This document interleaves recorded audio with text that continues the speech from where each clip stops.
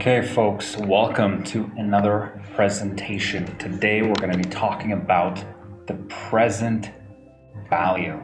Okay, so the last topic, if you remember, we talked about future value, and future value basically means that the value of investment at some point in the future, and that includes the principal amount that you have either invested or loaned plus the interest amount.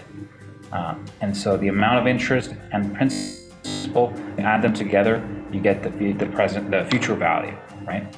That's what we learned about future value. We also call it maturity value, right, of an investment. It is represented by the formula S, yeah? So that's what we learned about last time. So principal plus interest amount, P plus I. So S equals P plus I. We also can write it as S equals P plus PRT. Why? Because I equals to PRT, principal times R. And we can also write it as P times 1 plus RT. There's different ways we can write our future value, represented by this word S. Now, on the other hand, what is present value? Present value is any sum of money that is subject to interest will increase over time. Any sum of money that is subject to interest will increase over time. So if you have a bunch of money and you're accruing interest on it, you're making interest on it, obviously over time your money is going to grow. So this change is called the time value of money. The value of money changes over time, right? Because if interest is being accrued, then you have more money than you started out with, right? And same if there's inflation and you have less money. But the idea is that the value of money changes over time. So it follows a basic financial concept that suggests that money, the present, is worth more than the same amount of money we received in the future.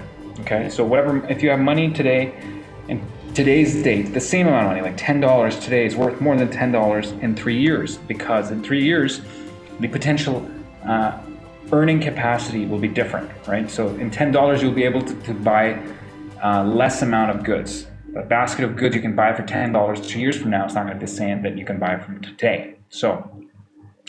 But furthermore, the money that you have now in your pocket, you can invest it to earn interest. So if you have $10 now, you can put it in an investment account and you can make interest on it. So that's why it's also more valuable to have the same amount of money today. So as such, the present value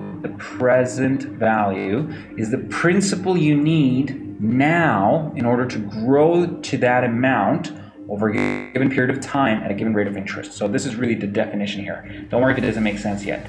What he's saying is that it's the principal amount. Present value is always the principal amount. What principal amount? It's the principal amount that you need in order to grow to that some future amount, okay, over a given period of time at a given rate of interest. So rate of interest is R, and we have T, and principal is P, and that's the old symbols we've already encountered. Remember the pyramid we have the I at the top, right? And then we got P, R, and T in our pyramid, right? Okay, so since the problem of calculating the present value is equivalent to determining the principal when the future value, rate, and time are given, the future value formula S equals P times 1 plus RT applies.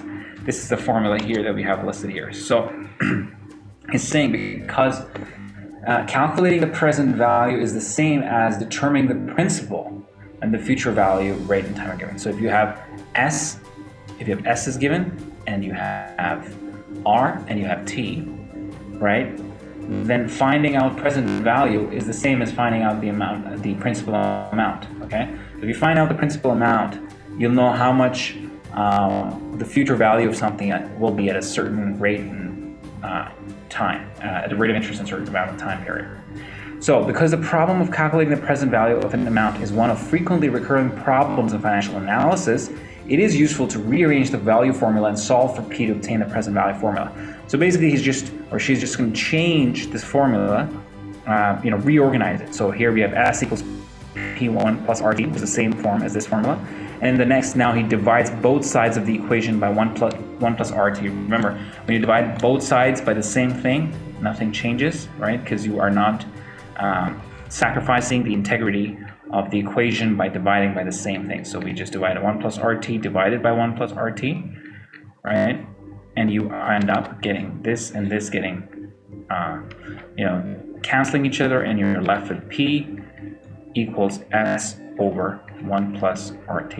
And that's our formula for figuring out the present value. S equals 1 plus RT. Remember, S is your future value, right? And S is basically P plus I, like here, right? So present value formula ends up being present value formula equals P principal or present value equals S future value or maturity value divided by 1 plus RT. That's all it is. So then we're going to use this to look at now some questions.